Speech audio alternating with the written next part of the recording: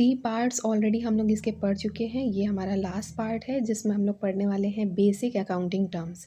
तो चलिए without wasting time इसको हम लोग जल्दी से स्टार्ट करते हैं। पहला है एंटिटी। एंटिटी सिंपली मीनिंग यही होती है कि ये बिजनेस एंटिटी की बात कर रहा है, बिजनेस फर्म की बात कर रहा है।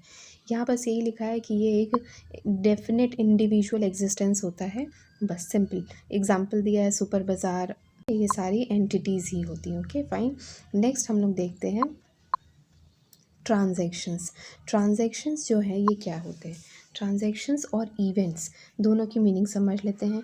इवेंट की बात करते हैं। इवेंट्स जो हैं ये इवेंट्स दो टाइप के हो सकते हैं। एक इकोनॉमिक इवेंट हो सकते हैं और एक नॉन इकोनॉमिक इवेंट्स भी हो सकते हैं। जो इकोनॉमिक जिसको हम लोग मनी के टर्म में लिख सकते हैं उसी को हम लोग ट्रांजैक्शंस बोलते हैं। तो ट्रांजैक्शंस मतलब वो सारे इवेंट्स जिसको हम लोग मनी के फॉर्म में लिख सकते हैं, वही हमारे ट्रांजैक्शंस जो हैं वो इवेंट्स हो जाते हैं। देखिए इसमें लिखा है एक ऐसा इवेंट जिसको हम लोग लिख सकते हैं बिटवीन 2 और मोर एंटिटीज़ के बीच में, जिसको हम लोग मनी के फॉर्म में लिख रहे हैं, जिसमें हमें रिसीट हो रही है, मनी पेमेंट हो रहा है क्रेडिटर को। तो ये सारी जो चीज़ें हैं ये सब में हम लोग देख सकते हैं कि मॉनेटरी टर्म इन्वॉल्व हो रहा है, भले ही कैश इन्वॉल्व हो चाहे ना हो। तो कैश ट्रांजैक्शंस भी हो सकते हैं, क्रेडिट ट्रांजैक्शंस भी हो सकते हैं, लेकिन मनी इन्वॉल्व होनी चाहिए, भले फ्यूचर में ही सही लेकिन इन्वॉल्व हो रही है। नेक्स्ट है एसेट्स। एसेट्स का सिंपली मीनिंग यही होता है कि ये एक आपकी प्रॉपर्टी की तरह इसको आप ट्रीट कर सकते हैं, usually expressed in the terms of monetary term. ठीक है, तो ये उस बिज़नेस की जो भी प्रॉपर्टी है, whether it may B current भी हो सकती है और नॉन करेंट भी हो सकती है। करेंट मतलब जो 1 साल के अंदर की है, और जो 1 साल से ज़्यादा की है उसको नॉन करेंट एसेट्स बोलेंगे। इसको और अच्छे समझने के लिए हम लोग ये टेबल समझ लेते हैं, ये फ्लो चार्ट देखते हैं। इस फ्लो चार्ट में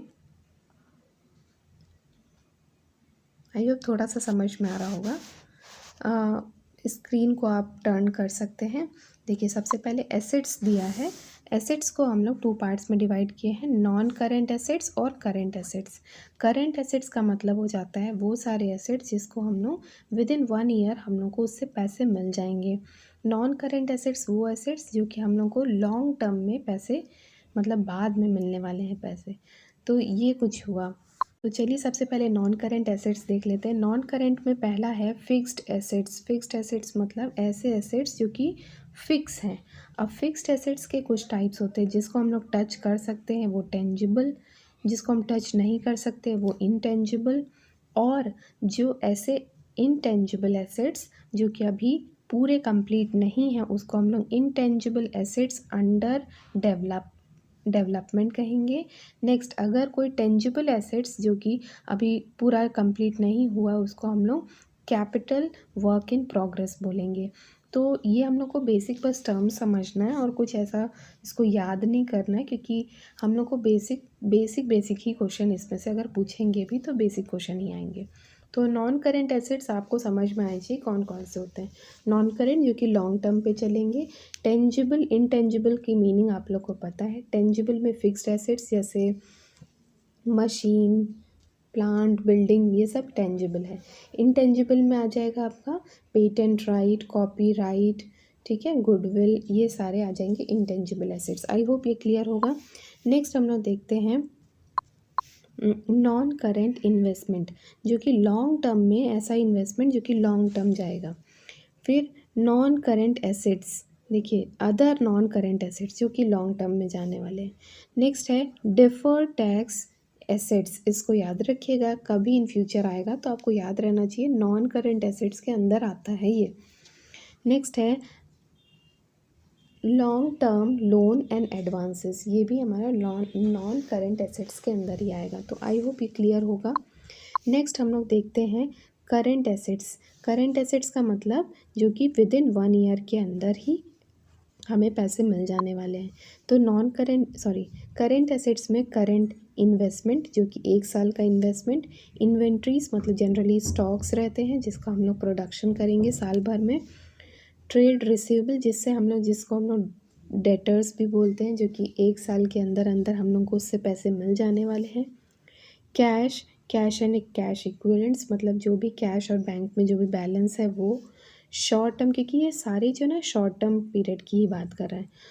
short term loan and advances, loan and advances long term जो था वो नॉन करेंट एसेट्स में था, लेकिन अगर short term loan and advances है तो वो करेंट एसेट्स में आएगा। नेक्स्ट है अदर करेंट एसेट्स। तो ये आई होप क्लियर हो गया होगा आपको कि क्या क्या चीज़ें हैं। तो ब्रॉडली अगर हम लोग बोले तो एसेट्स के दो टाइप्स होते हैं, नॉन करेंट और करेंट। नॉन करेंट में generally fixed assets, intangible assets, ये सारी चीज़ें आती हैं। तो हम लोगों ने इसको पढ़ लिया है, बस हल्का सा गो थ्रू करना है। अब हम लोग चलते हैं नेक्स्ट पॉइंट, लाइबिलिटीज़ की तरफ। लाइबिलिटीज़ में चलिए देखते हैं क्या दिया है। लाइबिलिटीज़ का मतलब होता है ऑब्लिगेशन टू पे, मतलब हमारी क्या ऑब्लिगेशन है कि हम लोग को कितना पैसे पेमेंट करना है इन स्पेसिफिक पीरियड में, फ्यूचर में हम लोग को कितना पैसे पेमेंट करने हैं, ये बताता है लाइबिलिटीज़। लाइबिलिटीज़ में हम लोग इसको भी टू पार्ट्स में डिवाइड कर सकते हैं, करंट और नॉन करंट। सिमिलरली वही चीज़ें हैं, जो लॉन्ग टर्म में जाएगा उसको नॉन करंट लाइबिलिटी बोलेंगे, और जो कि विद इन 1 साल के अंदर हम लोग को पेमेंट करना है वो करंट लाइबिलिटी है। सेम ही है, non current non current liability भी बोल सकते हैं, या उसको लॉन्ग टर्म बोरोइंग भी बोलेंगे, ठीक है। तो long term borrowing, long term provisions, other long term liabilities, या डेफर्ड टैक्स लाइबिलिटी। तो हमेशा याद रखना, डेफर्ड टैक्स एसेट्स होगा तो नॉन करेंट एसेट्स है, डेफर्ड टैक्स लाइबिलिटी है तो नॉन करेंट लाइबिलिटी है। आई होप क्लियर है। नेक्स्ट इसी में अगर आप देखेंगे करंट लाइबिलिटीज़ को अगर हम देखते हैं तो इसमें भी शॉर्ट टर्म बोरोइंग, ठीक है, शॉर्ट टर्म प्रोविजंस, फिर उसके बाद करंट लाइबिलिटी तो अदर करंट लाइबिलिटी, और ट्रेड पेबल्स। ट्रेड पेबल्स में आप लोग क्रेडिटर को भी इंक्लूड कर सकते हैं। तो आई होप समझ में आया है। तो लाइबिलिटीज़ में टू पार्ट्स है, नॉन करंट लाइबिलिटी और current liability. Non current liability में एक तो लॉन्ग टर्म बोरोइंग और लॉन्ग टर्म प्रोविजंस, ये तो हो जाएंगे। सिमिलरली करंट लाइबिलिटी में भी short term borrowing, short term provision, कुछ कुछ चीज़ें बेसिकली याद हो ही जाएंगी। डेफर टैक्स लाइबिलिटी और डेफर टैक्स एसेट्स, ये दोनों चीज़ें आपको याद हो गई होंगी। तो ये सिर्फ हम लोगों को याद करना है, क्योंकि ये ऐसा एनसीईआरटी में दिया है और यही फॉर्मेट होता है बैलेंस शीट में पुट करने का। और अगर बेसिक मीनिंग आती है तो हम लोग को पता होना चाहिए, लाइबिलिटी मतलब होता है कि हमारी ऑब्लिगेशन है टू पे, ठीक है, ये हो गया। कैपिटल क्या है? कैपिटल वो अमाउंट है जो कि इन्वेस्ट किया जाता है बाय द ओनर, फर्म में जो भी पैसे इन्वेस्ट कर रहे हैं, whether in the form of assets और in the form of cash. Cash या एसेट्स किसी भी फॉर्म में पैसे फर्म में इन्वेस्ट किए जा सकते हैं, बिगनिंग में भी और मिड ऑफ द ईयर्स में भी हम उसको इन्वेस्ट कर सकते हैं, उसको हम लोग कैपिटल बोलते हैं। कैपिटल जो है वो लाइबिलिटी साइड में ही लिखते हैं बैलेंस शीट में। नेक्स्ट है सेल्स। सेल्स का मतलब होता है जो भी रिवेन्यू हम लोग को साल भर में गुड्स और सर्विसेज को सेल करने से जो भी रिवेन्यू रिसीव हुई है, whether it may be cash sales भी हो सकता है, क्रेडिट सेल्स भी हो सकता है अभी पैसे नहीं मिले, बाद में मिल जाएंगे, लेकिन है तो सेल्स, तो टोटल रिवेन्यू इसको कहते हैं। नेक्स्ट है रिवेन्यू। रिवेन्यू मतलब अभी हम लोगों ने बात की जो भी पैसे हम लोग को सेल करने से पैसे मिल रहे हैं। रिवेन्यू का मतलब हो जाता है कि जो भी हमने प्रोडक्ट को सेल किया उससे जो भी हमें पैसे मिले वही रिवेन्यू कहते हैं, सेल्स रिवेन्यू। इसको हम लोग इनकम के रूप में भी कहते हैं। इनकम क्या क्या हो सकता है? Commission, interest, dividend, royalty, rent received, ये सारी जो है वो रिवेन्यू ही है, या इसी को हम इनकम भी बोलते हैं। नेक्स्ट है एक्सपेंसेस। एक्सपेंसेस मतलब हो जाते हैं खर्चे, जैसे हम लोग को साल भर में क्या क्या पेमेंट करना है, जैसे depreciation, rent, wages, salary, interest, ये सारी जो चीज़ें हैं ये हम लोग के खर्चे हैं जो हम लोग को साल भर में पेमेंट करने हैं। नेक्स्ट है एक्सपेंडिचर। याद रखिएगा एक्सपेंडिचर क्या है। एक्सपेंडिचर क्या होता है कि इसमें दो टर्म्स हैं, एक तो रेवेन्यू एक्सपेंडिचर है और एक है कैपिटल एक्सपेंडिचर। एक और टर्म होता है डेफर्ड रेवेन्यू एक्सपेंडिचर। तो पहले हम लोग रेवेन्यू एक्सपेंडिचर देखते हैं। रेवेन्यू एक्सपेंडिचर वो एक्सपेंडिचर होता है जो कि हम लोग को विद इन 1 ईयर हम लोग उसको पेमेंट करना ही है। जैसे इसका एग्जांपल आप ले सकते हैं, किसी को सैलरी पेमेंट करनी है, किसी को हम लोग को वेजेस पेमेंट करना है, फर्म की रेंट पेमेंट करना है, तो ये सब रेवेन्यू एक्सपेंडिचर हो जाता है। कैपिटल एक्सपेंडिचर जो भी चीज़ें जो हमारे एसेट्स को अफेक्ट करती हैं, जैसे purchase of machinery, purchase of furnitures. ये सारे, अगर हमने कोई मशीनरी परचेज़ की तो हमारा एसेट्स क्रिएट हुआ, लेकिन खर्चा भी तो हुआ, एक्सपेंस हुआ है, तो कैपिटल एक्सपेंडिचर हुआ, क्योंकि इससे हमारा कोई एसेट्स क्रिएट हो रहा है। लेकिन हम लोग क्या रेवेन्यू एक्सपेंडिचर करने से कोई एसेट्स क्रिएट होता है क्या? किसी को सैलरी पेमेंट करने से कोई एसेट इंक्रीज़ होता है? नहीं होता। तो ये याद रखिएगा कि एक्सपेंडिचर के 2 पार्ट्स होते हैं, रेवेन्यू एक्सपेंडिचर और कैपिटल एक्सपेंडिचर। एक और होता है डेफर्ड रेवेन्यू एक्सपेंडिचर। उसका अगर आपको एग्जाम्पल पता होगा तो प्लीज़ कमेंट बॉक्स में ज़रूर रिप्लाई कीजिएगा, क्योंकि इसके भी क्वेश्चंस आते हैं। अभी तो नहीं है, अगर फ्यूचर में आएगा तो हम उसको ज़रूर डिस्कस करेंगे। नेक्स्ट है प्रॉफिट। प्रॉफिट मतलब जब कभी भी हम लोग रेवेन्यू माइनस, देखिए excess of revenue minus the expenses, जितने भी हमें इनकम हुई है उसमें से अगर हम लोग एक्सपेंसेस को माइनस कर देते हैं तो हमारे पास क्या आता है? प्रॉफिट आता है। तो वही प्रॉफिट की बात की गई है यहाँ पर। गेन, गेन मतलब क्या हो जाता है? जब कभी भी हम लोग सेल करते हैं फिक्स्ड एसेट्स को, या कोई भी चीज़ें हमें रिसीव हो रही हैं, यहाँ पर अलग है। प्रॉफिट और गेन में थोड़ा सा डिफरेंस है ना। यहाँ पर इनकम माइनस एक्सपेंसेस है प्रॉफिट में, इनकम माइनस एक्सपेंसेस प्रॉफिट होता है। गेन मतलब होता है जब कभी हमने फिक्स्ड एसेट्स को बेचा और उस टाइम पर अगर हम लोगों को ज़्यादा में सेल हो गया तो हम लोग उसको बोलेंगे गेन हुआ हमें। ठीक है, आई होप समझ में आया होगा। लॉसेस, लॉसेस में सिंपली बेसिक वही रहता है कि यहाँ पास एक्सपेंसेस ज़्यादा हो जाते हैं, इनकम कम हो जाती है, तो हमारे पास लॉस हो जाता है। ठीक है, तो जैसे हमारा प्रॉफिट था वैसे ही लॉस है।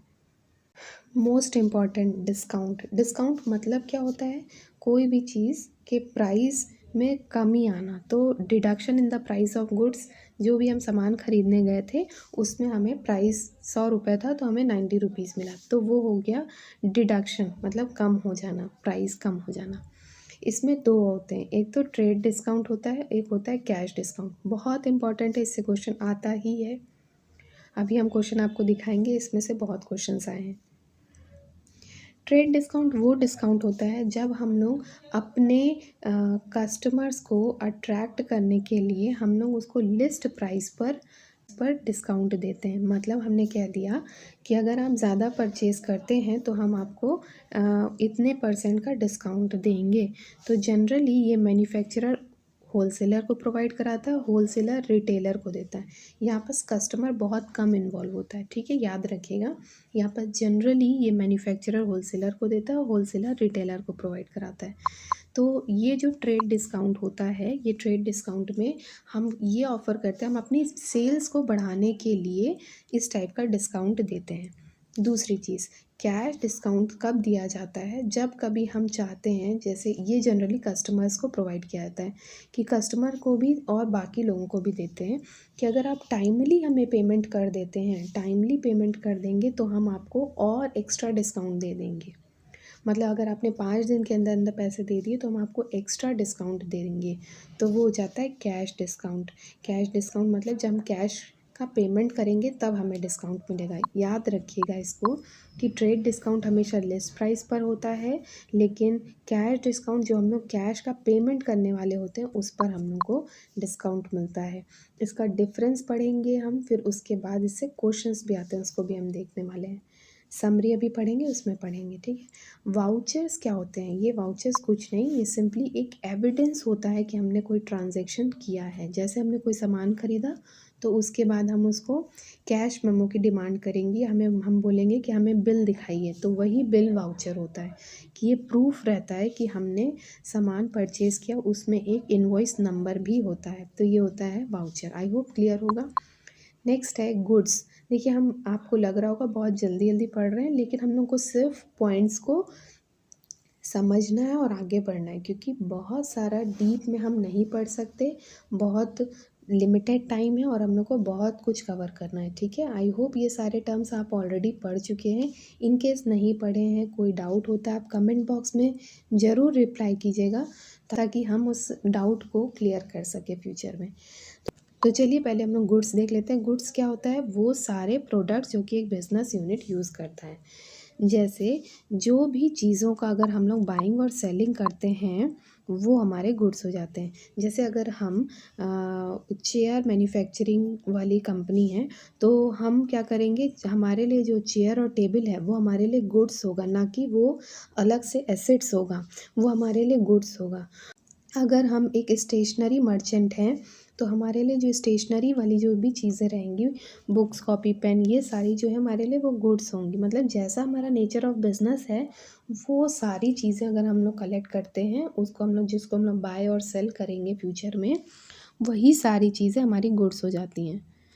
नेक्स्ट है ड्राइंग। ड्राइंग मतलब सिंपली जो भी गुड्स या जो भी पैसे हम लोग विड्रॉ करते हैं फर्म से, तो ओनर के ही द्वारा ये सारी चीज़ें विड्रॉ की जाती हैं। मनी, गुड्स, ये सारे ओनर अपने पर्सनल यूज़ के लिए कोई भी चीज़ विड्रॉ कर रहा है, तो वो ड्राइंग होता है टर्म। आई होप क्लियर होगा। इसमें आप वो कंफ्यूज हो सकते हैं, कभी कभी पर्सनल यूज़ दिया रहता है और कभी कभी ऑफिस यूज़ दिया रहता है। अगर ऑफिस यूज़ है तो वो ऑफिस यूज़ कभी भी ड्राइंग नहीं होता है। पर्सनल यूज़ वाला हमेशा ड्राइंग होगा, ठीक है, क्योंकि वो अपने घर के लिए अगर इस्तेमाल कर रहा है तभी वो ड्राइंग है। ऑफिस यूज़ के लिए कभी ड्राइंग नहीं होगा। परचेज़ की बात करते हैं। परचेज़ सिंपली वही बताता है कि जो भी सामान हम लोग खरीदते हैं, वो कैश में भी हम पेमेंट कर सकते हैं, कैश में भी हम परचेज़ कर सकते हैं, या क्रेडिट पे भी परचेज़ कर सकते हैं। लेकिन हमने परचेज़ किया, सामान आ गया हमारे पास, ठीक है। नेक्स्ट है स्टॉक। स्टॉक में है, स्टॉक को ही हम लोग इन्वेंट्रीज के नाम से भी जानते हैं। ये वो सारे स्टॉक है जो कि हमारे पास बिजनेस में रह जाते हैं। और दूसरा टर्म यहाँ पर क्लोजिंग स्टॉक का है। क्लोजिंग स्टॉक का मतलब होता है जब हम लोग end of the accounting period, जब हम लोग अपने बुक्स को बंद करने लगते हैं, तब जो भी स्टॉक सोल्ड नहीं हुए रहते हैं उनको हम लोग क्लोजिंग स्टॉक बोलते हैं। और same closing stock next year के ओपनिंग स्टॉक बन जाते हैं, क्योंकि कोई तो अलग से कोई हमने परचेज़ किया नहीं है, तो वही एक दिन पहले वो क्लोजिंग स्टॉक रहेगा, लेकिन नेक्स्ट ईयर जब हम लोग उसको परचेज ओपनिंग करेंगे तो ओपनिंग स्टॉक वही अमाउंट आ जाती है। आई होप ये सब हम लोग ऑलरेडी पढ़े हैं, तो इतना कन्फ्यूजन नहीं हो रहा होगा। और अगर कोई टर्म आपको कन्फ्यूज़ कर रहा है तो आप प्लीज़ कमेंट बॉक्स में रिप्लाई कीजिएगा। नेक्स्ट है डेटर्स। डेटर्स मतलब ये वो जनरली पर्सन होते हैं जिसको हम, मतलब हमारी फर्म को वो कभी ना कभी फ्यूचर में पैसे देंगे, जिनकी लाइबिलिटी रहती है कि वो फ्यूचर में फर्म को पैसे देंगे।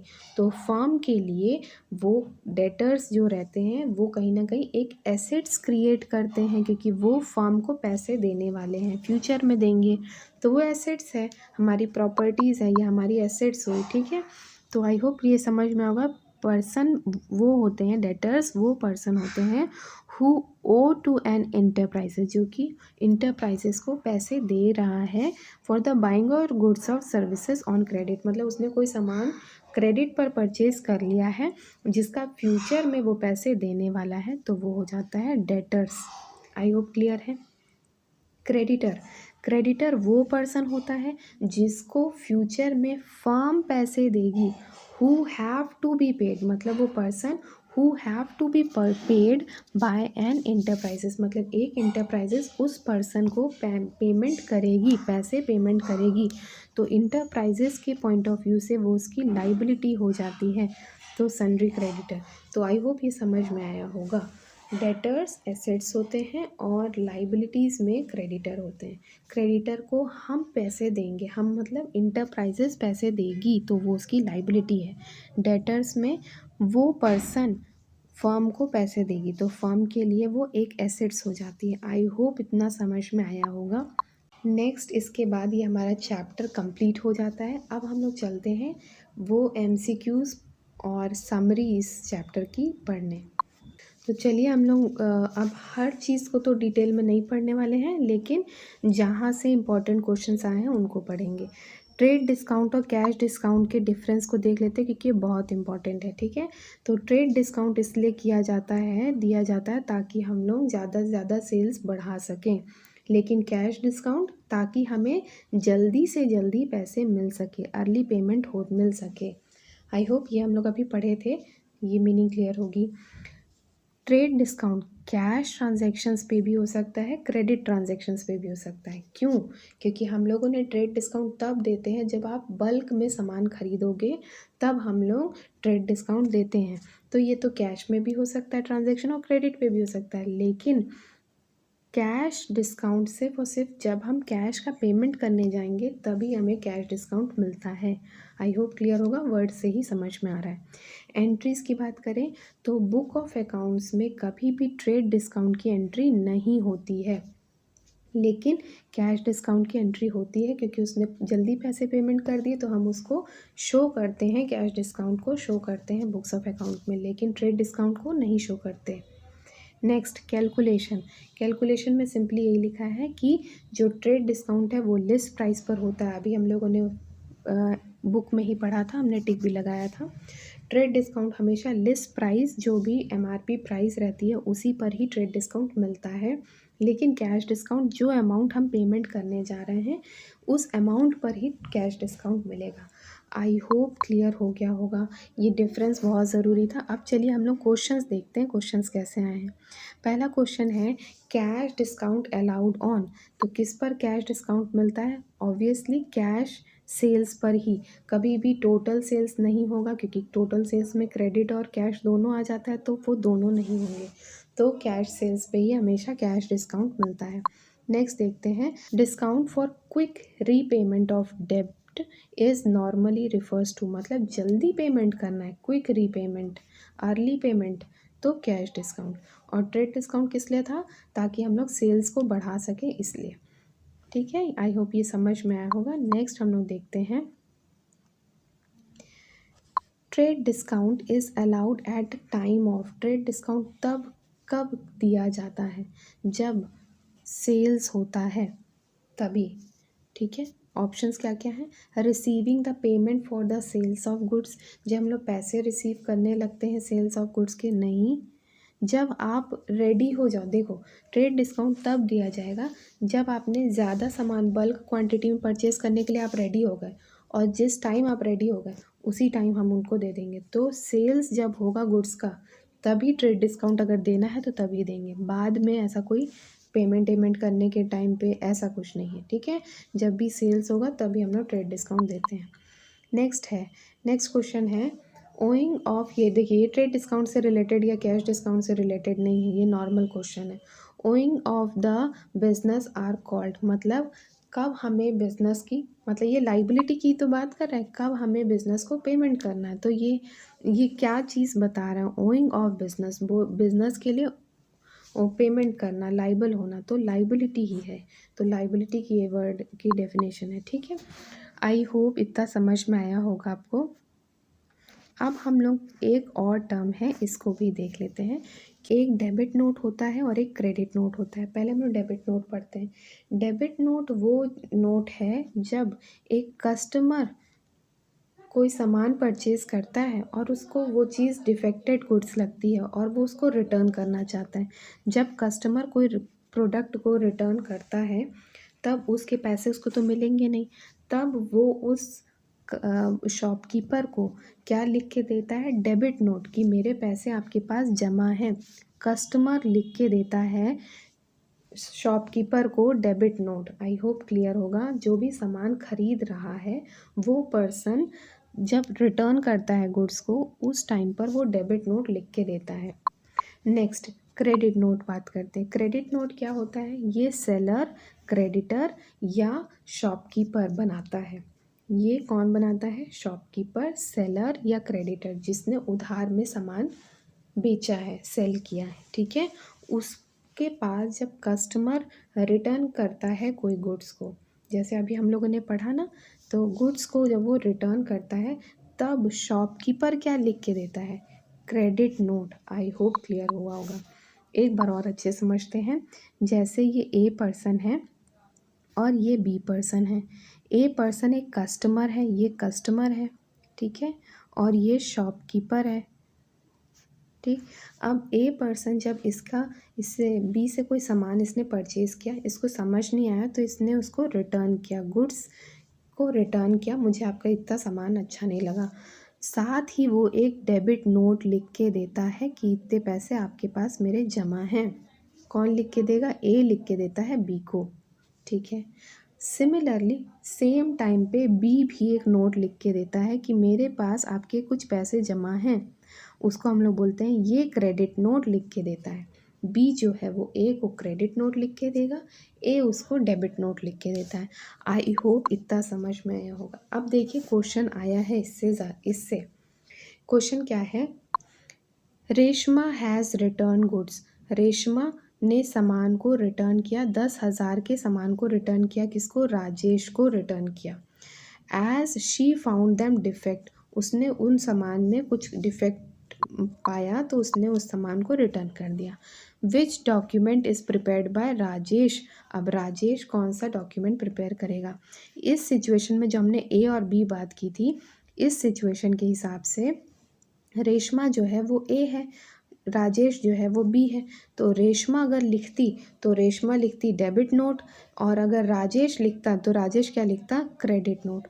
तो इस क्वेश्चन में क्या पूछ रहा है, इस क्वेश्चन में पूछा है कि राजेश क्या लिख के देगा, तो राजेश जो है वो क्रेडिट नोट लिख के देता है। तो आई होप ये समझ में आया होगा, ये क्वेश्चंस ऐसे आए हैं।